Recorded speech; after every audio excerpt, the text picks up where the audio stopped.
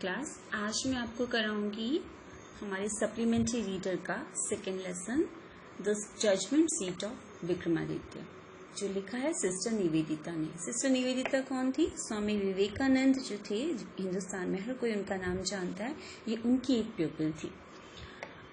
Judgement seat of Vikramaditya का मतलब है विक्रमादित्य का जजमेंट सीट यानी न्याय सिंहासन। विक्रमादित्य हिंदुस्तान के एक बहुत फेमस राजा थे और वो फेमस थे अपने जस्टिस के लिए, न्याय के लिए। तो उनका जो जजमेंट सीट है, इस लेसन में सिस्टर निवेदिता ने हमें बताया कि वो जो जजमेंट सीट है वो इस दुनिया में इस वक्त नहीं है। तो वो जब नहीं है तो वो गया कहाँ, वो डिसअपियर कैसे हुआ, ये स्टोरी है। ठीक है, देखते हैं स्टार्टिंग से। We are all familiar with the name of Vikramaditya. हम सभी विक्रमादित्य के नाम से फेमिलियर यानी कि परिचित हैं। His reign has been a landmark in the history of our country। उनका जो रेन है यानी रूलिंग पीरियड है, शासन काल जिसे हम कहते हैं, वो लैंडमार्क यानी नींव का पत्थर यानी बहुत इंपॉर्टेंट पीरियड है हमारे देश की हिस्ट्री में, इतिहास में। The Vikram Samvat owes its origin to him. हिंदुओं में जो तिथि वाला एक कैलेंडर होता है विक्रम संवत के हिसाब से चलता है। तो वो जो विक्रम संवत वाला हमारा कैलेंडर है, तो विक्रम संवत की ओरिजिन यानी शुरुआत का जो ओव्स का मतलब श्रेय जो है वो उन्हीं को है, विक्रमादित्य को है। Although his name is so famous, it is strange that we hardly know anything definite about his life।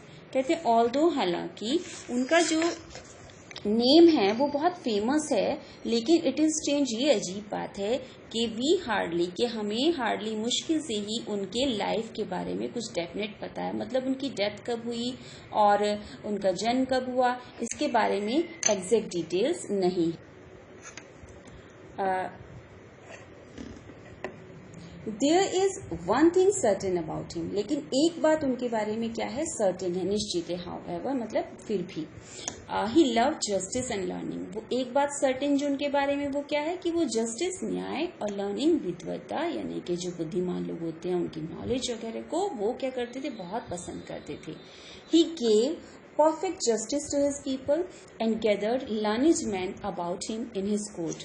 वो लोगों को परफेक्ट जस्टिस यानी न्याय देते थे और अपने कोर्ट में अपने आसपास लर्निड मैन यानी विद्वान लोगों को गैदर करते थे, मतलब इकट्ठा करते यानी रखते थे। जहाँ कहीं भी उन्हें विद्वान लोगों के बारे में पता चलता था, उन्हें अपने कोर्ट में वो विद रेस्पेक्ट बुलाते थे और जगह देते थे।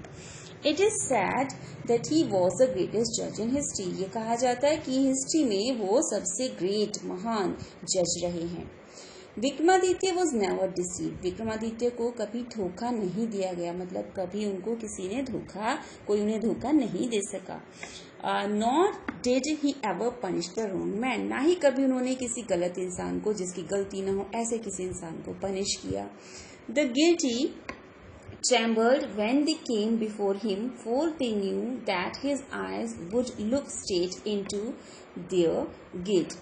अब जो गिल्टी लोग थे, अपराधी लोग थे, ट्रेम्बल्ड, कांपते थे, when they came before him, जब वो उनके सामने आते थे, विक्रमादित्य के सामने आते थे। For they knew, क्योंकि वो जानते थे कि his eyes would look straight, उनकी जो आंखें हैं विक्रमादित्य की, वो look straight, सीधे देख लेंगी, into their guilt, उनके अपराध को, मतलब उनके अपराध को उसकी आंखें सीधे सीधे पढ़ लेंगी। तो इसलिए उनके सामने आने से जो गिल्टी थी वो घबराते थे। And those who came to him with difficult problems were always satisfied by the way he solved them। और वे लोग जो उसके पास डिफिकल्ट प्रॉब्लम्स लेकर आते थे, वो हमेशा उस वे यानी तरीके से जिससे कि वो उनको सोल्व किया करता था, उससे हमेशा सेटिस्फाइड यानी संतुष्ट होकर जाते थे। मतलब कितनी भी डिफिकल्ट प्रॉब्लम क्यों ना हो, राजा विक्रमादित्य उन्हें ऐसे मेथड से सॉल्व करते थे कि लोग जो थे वो बहुत सेटिस्फाइड होकर जाते थे। And so in India after him, whenever any judge pronounced his judgment with great skill, it was said of him। And so इसी वजह से इंडिया में आफ्टर हिम, उनके जाने के बाद, उनकी डेथ के बाद, whenever जब कभी भी एनी जज, कोई भी जज प्रोनाउंस करता था, देता था अपना निर्णय यानी सुनाता था अपना जजमेंट विद ग्रेट स्किल, बहुत दक्षता के साथ, तो it was sad of him, तो उनके बारे में कहा जाता था।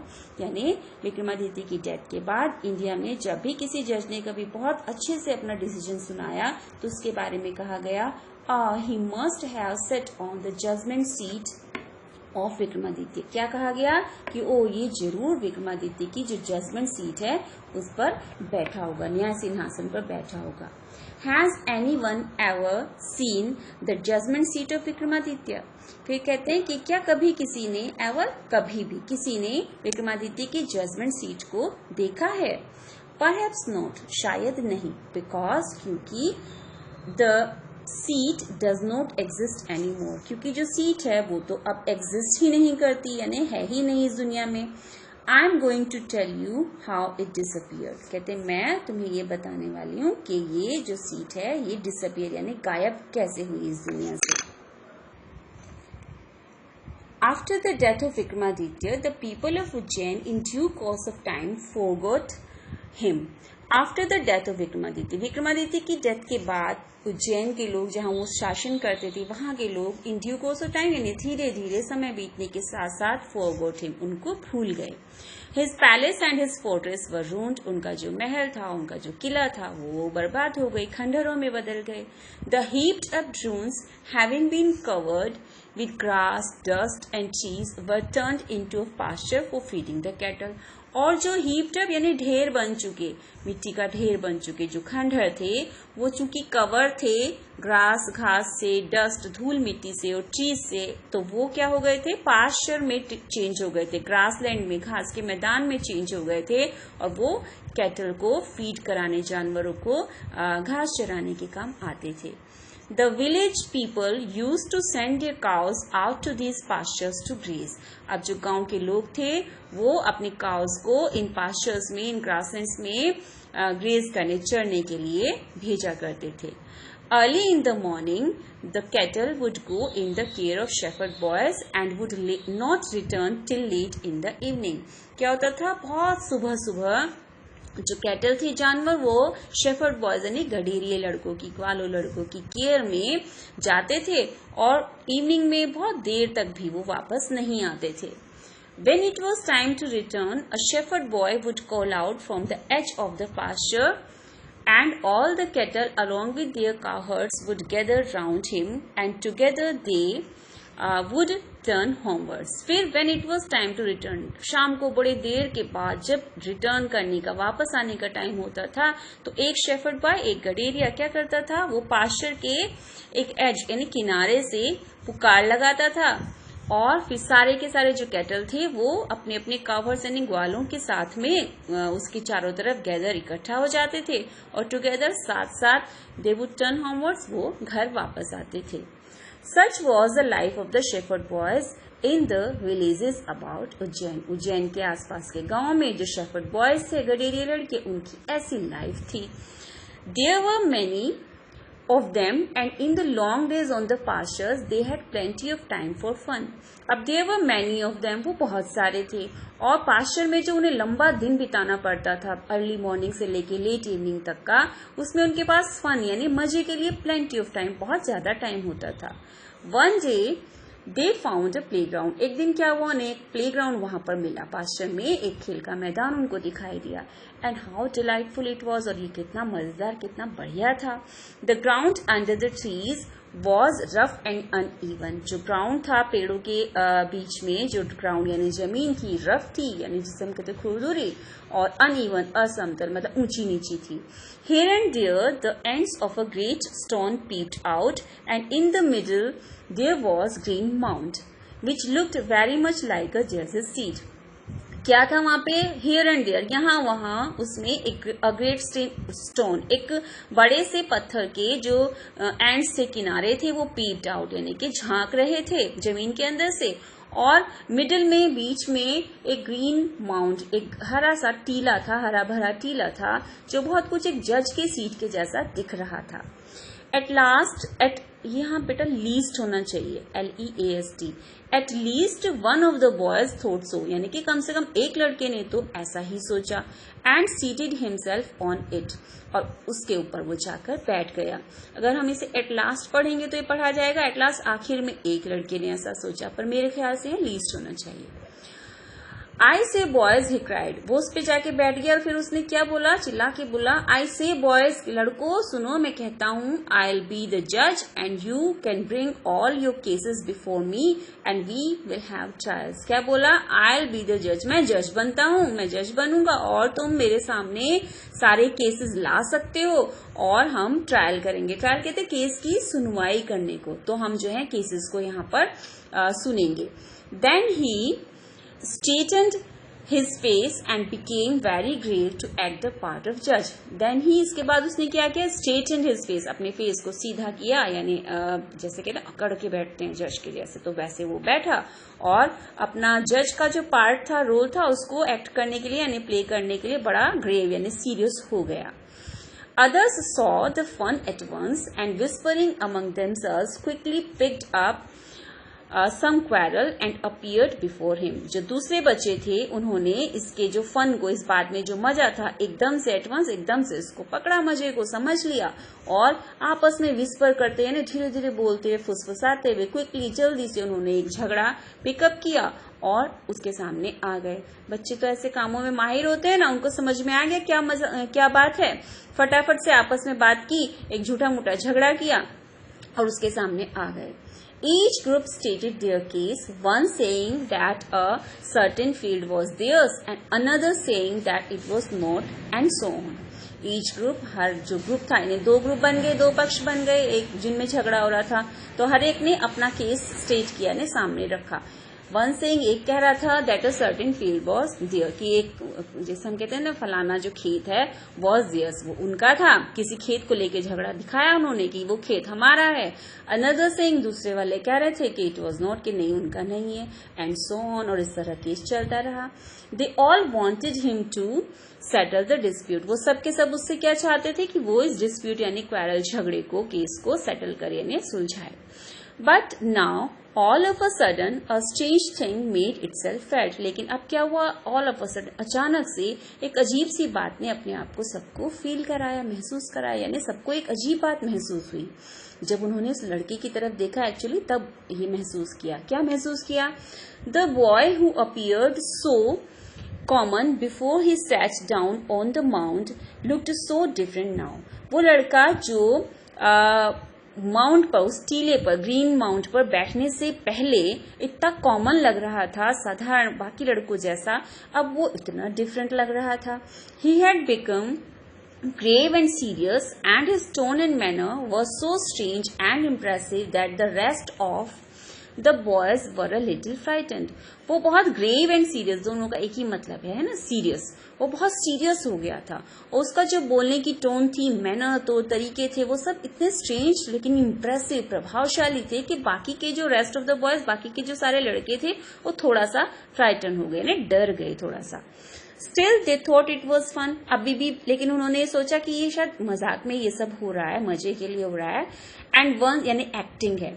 And once again they put up a fresh case before him and once more he gave his judgment, और तो इसलिए उन्होंने क्या किया, वंस अगेन, एक बार फिर से, put up a fresh case before him, उसके सामने एक नया केस उन्होंने रखा और एक बार फिर से उसने अपना जजमेंट सुनाया। And this went on for hours and hours together, घंटों तक ये चलता रहा। He sitting on the judge's seat, listening to complaints and pronouncing sentences with the same gravity till it was time to return. क्या चलता रहा घंटों तक, वो अपनी जज की सीट में बैठा रहा, उनकी कंप्लेंट को सुनता रहा और अपने जो सेंटेंस यानी निर्णय है उनको उसी ग्रेविटी, उसी सीरियसनेस के साथ, सिंसियरिटी के साथ देता रहा जब तक कि वापस जाने का समय नहीं हो गया। And then he jumped down from his place, इसके बाद वो अपने प्लेस, अपनी जगह से नीचे कूदा, यानी उस टीले से, उस माउंट से, and was just like any other cowherd, और तब फिर वो बाकी के जो जैसे सारे वाले थे बिल्कुल उनके जैसा ही अब वो दिख रहा था। From then onwards, so famous did this cowherd become that all the complicated disputes were put before him from then onwards। उस वक्त के बाद से ये कावर्ड, ये ग्वाला इतना फेमस हो गया कि जितने भी कॉम्प्लिकेटेड यानी मुश्किल, जटिल जिसको कहते हैं, डिफिकल्ट डिस्प्यूट से झगड़े थे वो उसके सामने रखे जाने लगे। And always the same thing happened, और हमेशा वही सेम बात होती थी। क्या सेम बात होती थी? The spirit of knowledge and justice would come to him and he would show them the truth। एक नॉलेज यानी ज्ञान और जस्टिस यानी न्याय की एक स्पिरिट, इसे भावना भी कह सकते हैं, आत्मा भी कह सकते हैं, हम इसे भावना कहेंगे। यहाँ पे ज्ञान और नॉलेज और न्याय की जो लर्निंग और जस्टिस की जो एक फीलिंग थी, एक भावना थी, कहीं से उसके अंदर आ जाती थी और वो उन सबको ट्रूथ दिखाता था। ट्रूथ दिखाता था मतलब उनका सही डिसीजन देता था। But when he came down from his seat, he would be no different from the other boys। लेकिन जब वो सीट से came down नीचे आता था तो फिर वो बाकी लड़कों से कहीं से भी डिफरेंट नहीं दिखता था। Gradually, धीरे धीरे this news spread through the countryside। तो ग्रेजुअली क्या हुआ? धीरे धीरे ये जो न्यूज थी उसके इस तरह से डिसीजन देने की, ये पूरे कंट्रीसाइड यानी गांव के आसपास के साइड में, इसे कहते हैं देहाती इलाका, उसमें सारे में ये स्प्रेड हो गई, फैल गई। Grown up men and women from all the villages would bring their disputes in the court of the cowherd boy, and always they received a judgment that both sides understood and so went away satisfied। अब क्या होने लगा? Grown up man and women, जो बड़े लोग थे, वो आदमी औरतें, वो कहाँ से? सारे गांवों से आसपास के, वो उसके पास अपने डिस्प्यूट, उसके झगड़े जो थे अपने, वो उस कावर्ड बॉय ने ग्वाले लड़के के कोर्ट में, वहीं पे वो जो प्लेग्राउंड था वहीं पर उसके कोर्ट में वो लाने लगे। और ऑलवेज और हमेशा उन्हें एक ऐसा जजमेंट वो देता था जिससे दोनों साइड्स हमेशा समझती थी और सेटिस्फाई होकर जाती थी। Now the king who lived far away from Ujjain heard this story। अब राजा वहां का जो उज्जैन से काफी दूरी पर रहता था, उसने भी इस कहानी को सुना उस बच्चे की। Well, he said that boy must have definitely sat on the judgment seat of Vikramaditya। राजा ने ही सेड क्या बोला? वेल दैट बॉय, कहता अच्छा वो लड़का जो है वो जरूर विक्रमादित्य के जजमेंट सीट पर डेफिनेटली यानी पक्का निश्चित रूप से वो बैठा होगा। The king's guess was correct. राजा का जो गेस था, अनुमान था, करेक्ट था, बिल्कुल सही था। As the ruins about the meadows were once Vikramaditya's palace. क्योंकि वो जो रून्स थे, खंडहर थे, मीडोज के यानी जो पास्चर्स थे, घास के मैदान, उनके आसपास जो रून्स थे वो कभी विक्रमादित्य का महल हुआ करते थे। If just sitting on the mount brings wisdom and justice to the shepherd boy, he thought, let us dig deep and find the judgment seat। यहाँ दिया है देखो, he thought, उसने सोचा। क्या सोचा? यहाँ से लेते हैं if just, अगर सिर्फ सिटिंग ऑन द माउंट, उस टीले पे बैठने से ही क्या हो जाता है? विजडम एंड जस्टिस की एक स्पिरिट, भावना, आत्मा जो वो है उसके अंदर, शेफर्ड बॉय के अंदर आ जाती है। यानी वो टीले पे बैठा है, डायरेक्ट सीट पे नहीं बैठा, ये उस पे टीले पे बैठना ही अगर उसके अंदर विजडम और जस्टिस को ले आता है, यानी न्याय और ज्ञान को ले आता है उस लड़के के अंदर, तो ही थॉट, उसने सोचा, लेट अस डिग डीप, तो हमें गहरे, डिग यानी खुदाई करनी चाहिए, डीप यानी गहरे खुदाई करनी चाहिए, खोदना चाहिए, and find the judgment seat, और जजमेंट सीट को निकाल लेना चाहिए। I too shall sit on it and hear all the cases. क्यों सोचा उसने ऐसा? उसने कहा मैं भी उस पर बैठूंगा और सारे केसेस सुनूंगा।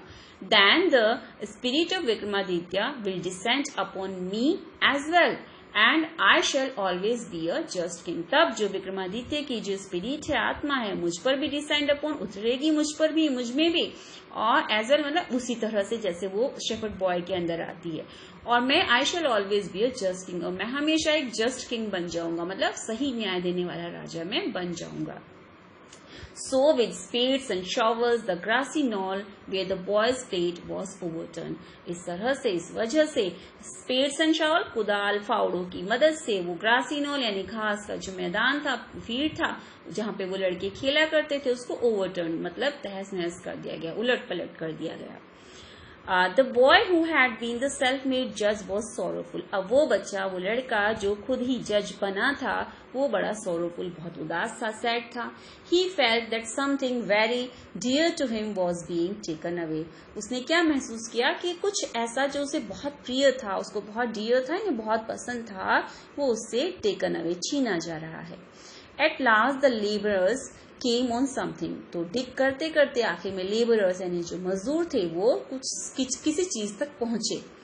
They uncovered it and found a slab of black marble supported on the hands and wings of 25 stone angels. उन्होंने उसे अनकवर किया जो भी उनको मिला, और क्या मिला उनको? एक ब्लैक मार्बल का बना हुआ एक स्लैब उनको दिखाई दिया, जो क्या था? 25 यानी 25 स्टोन एंजल्स जो थे, फरिश्ते जिसको हम बोलते हैं, स्टोन के बने हुए, वो अपने हैंड्स पर और विंग्स पर उसको सपोर्ट दिए हुए थे. Surely it was the judgment seat of Vikramaditya. यानी श्योरली ये क्या थी? विक्रमादित्य की जजमेंट सीट थी. कैसी थी जजमेंट सीट? ब्लैक कलर का जो मार्बल का जो था एक स्लैब था, और उसके नीचे की तरफ क्या थे? 25 एंजल्स जो थे स्टोन के बने हुए, अपने हैंड्स और विंग्स पे उसको सपोर्ट दिए हुए थे. With great rejoicing it was brought to the city and placed in the hall of justice. अब बहुत रिजॉइसिंग यानी खुशियां मनाते हुए, समारोह फंक्शन सा करते हुए इसको सिटी तक लाया गया, और हॉल ऑफ जस्टिस जो था राजा का, उसमें इसको रख दिया गया, यानी न्याय दरबार में.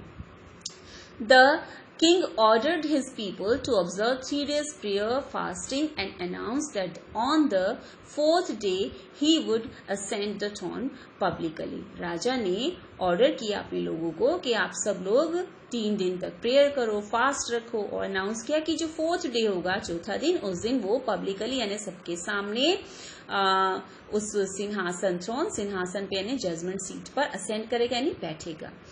At last the great morning came and crowds assembled to see the king take his seat.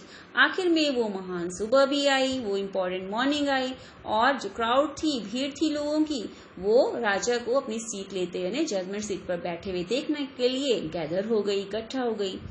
Walking through the long hall came the judges and priests of the kingdom, followed by the king. Then, as they reached the seat of judgment, they parted into 2 rows. The king walked up in the middle, bowed his head in reverence, and went straight to the 2 marble slabs. अब देखो, एक जो hall था लंबा सा, उसमें चलते हुए जजेस जो राजा की हेल्प करने के लिए डिसीजन में जज होते हैं, वे प्रीस्ट पुरोहित होते हैं राज्य के, वो सबके सब आए, और फॉलोड बाय द किंग, राजा उनके पीछे पीछे था. तुमने ये टीवी सीरियल्स में देखा होगा, जब कोई राजा अपने दरबार में आता है तो पहले एक रो में और लोग होते हैं आगे उसके, तो फिर वो क्या होते हैं, सिंहासन पे वो तो जाते नहीं है, वो इधर आधे चले जाते हैं, इधर चले जाते हैं, और राजा जो है वो सीधा चलता है. तो वही चीज उसको इमेजिन करो, यहाँ पे लंबे हॉल में चलते हुए पहले जजेस और प्रीस्ट थे, पुरोहित थे, उनके पीछे पीछे राजा था, और फिर then as he rose the seat of judgment, और जब वो न्याय सिंहासन था उसके पास वो जब पहुंचे तो दे पार्टेड इनटू 2 rows. जो बाकी के लोग थे वो 2 लाइन में चेंज हो गए, यानी कि इधर और इधर जाने के लिए, और जो किंग था वो मिडिल में सीधा चला. फिर उसने रेवरेंस यानी श्रद्धा के साथ, रेस्पेक्ट के साथ उसने सर झुकाया, और वो सीधा कहाँ चला गया? मार्बल स्लैब यानी जो जजमेंट सीट थी उसकी तरफ चला गया. When the king was about to sit on the throne, जब वो राजा उस सिंहासन पर यानी जजमेंट सीट पर बैठने ही वाला था, about to मतलब लगभग, तो बैठने ही वाला था, तो one of the angels began to speak. तो एंजल्स में से एक बोलने लगा. वो जो 25 एंजल थे ना, 25 स्टोन एंजल्स, उनमें से एक बोलने लगा. क्या बोला उसने? स्टॉप. कहा रुको. इट सेड, उसने बोला, do you think that you are worthy to sit on the judgment seat of Vikramaditya. कहते हैं कि क्या तुम्हें लगता है कि तुम वर्दी हो, योग्य हो विक्रमादित्य की जजमेंट सीट पर बैठने के? क्या तुम योग्य हो? Have you never desire to rule over kingdoms that were not your own. फिर क्वेश्चन पूछता है कि क्या तुमने कभी उन किंगडम्स, उन राज्यों पर रूल करने, शासन करने की डिजायर, इच्छा नहीं रखी है जो तुम्हारे नहीं है. देखो, राजा ऐसा करते हैं ना, अपने आसपास के जो राज्य होते हैं, किंगडम होते हैं, शहर होते हैं, उनपे हमला करके, आक्रमण करके उनको अपने राज्य में मिला लेते हैं, अपना राज्य बढ़ाते रहते हैं, और वहां के लोगों को प्रॉब्लम तो होती है ना, डेथ भी होती है. तो यही चीज पूछता है कि क्या तुमने आसपास के राज्यों को यानी उनको कभी हड़पने की नहीं सोची, उन पे शासन करने की नहीं सोची जो तुम्हारे नहीं थे. For a while the king could not think of an answer. अब फॉर अ वाइल, कुछ देर तक तो राजा कोई आंसर सोच ही नहीं सका। He knew his life was unjust, क्योंकि वो जानता था उसकी लाइफ जो थी वो अनजस्ट यानी अन्यायपूर्ण रही थी। आफ्टर अ लॉन्ग साइलेंस, काफी देर चुप रहने के बाद, ही स्पोक, वो बोला, no, he said, I am not worthy, बोला नहीं, मैं वर्दी नहीं हूँ, मैं योग्य नहीं हूँ। Go then and fast and pray for 3 days, said the angel. तब एंजल ने बोला, अच्छा तो फिर जाओ और क्या करो, 3 दिन के लिए फिर से फास्ट करो, यानी व्रत रखो, प्रे करो, प्रार्थना करो। So that you may purify yourself and be worthy to sit on the throne. किस लिए? ताकि तुम अपने आप को प्योरिफाई कर सको, पवित्र कर सको और इस सिंहासन पे बैठने के योग्य, वर्दी बन सको। With these words, it spread its wings and flew away. With these words, इन शब्दों के साथ ही, ऐसा बोलने के बाद ही उसने अपनी विंग्स को, पंखों को फैलाया और वो क्या किया, ऊपर उड़ गया। कहाँ? स्काई की तरफ। The king prepared himself with prayer and with fasting to come again and sit on the judgment seat of Vikramaditya. अब राजा ने अपने आप को फिर से प्रिपेयर किया, यानी अपने आप को प्योरीफाई करने के लिए क्या किया, प्रेयर की, प्रार्थना की, फास्ट रखा कि ताकि वो दोबारा आ सके और जजमेंट सीट जो थी विक्रमादित्य की उस पर बैठ सके। But this time again the same thing happen, लेकिन अब की बार भी वही बात हुई। Another stone angel asked him, अब एक दूसरे स्टोन एंजल ने उससे पूछा, जो फरिश्ता था उससे पूछा कि फरिश्ते ने उससे पूछा किंग से, if he had never desire to possess the riches of other, कहते कि क्या तुमने कभी दूसरों के रिचेस मतलब जो प्रॉपर्टी होती है, धन संपत्ति, उसको पोजेस करने की, उसको पाने की, उस पर हक रखने की इच्छा कभी नहीं की है। The king admitted that he had done so, and therefore he was not worthy to sit on the judgment seat. अब किंग ने एडमिट किया, यानी मान लिया कि हाँ उसने ऐसा किया है और therefore इसीलिए वो उस जजमेंट सीट पर बैठने के लिए वर्दी यानी योग्य नहीं है। In this way, इस तरह से, whenever the king tried to occupy the throne, he was questioned by an angel and he had to withdraw. तो whenever, जब कभी भी किंग ने उस थ्रोन को ऑक्यूपाई करने यानी उस पर उसको ग्रहण करना है, मतलब कह सकते हैं बैठने की कोशिश की, तो उसको क्वेश्चन किया गया एक एंजल के द्वारा और उसको विथड्रॉ करना पड़ा, यानी पीछे हटना पड़ा। This went on till only one angel was left supporting the marble slab. ये वेंट ऑन, ये जारी रहा कब तक, जब तक कि बस एक एंजल बचा जो उस मार्बल स्लैब को यानी जो जजमेंट सीट थी उसको नीचे से सपोर्ट कर रहा था। The king went near the throne with great confidence, for he felt sure of being allowed to take his place that day. अब किंग जो था उसने सोचा एक ही तो एंजल बचा है, अब तो वो बड़े कॉन्फिडेंस से, बहुत विश्वास से उस थ्रोन के पास गया, क्योंकि उसने श्योर महसूस किया कि अब की बार तो मुझे अपनी जगह लेने दी जाएगी, आज तो मैं अपनी जगह ले लूंगा, यानी आज मैं इस थ्रोन पर बैठ जाऊंगा।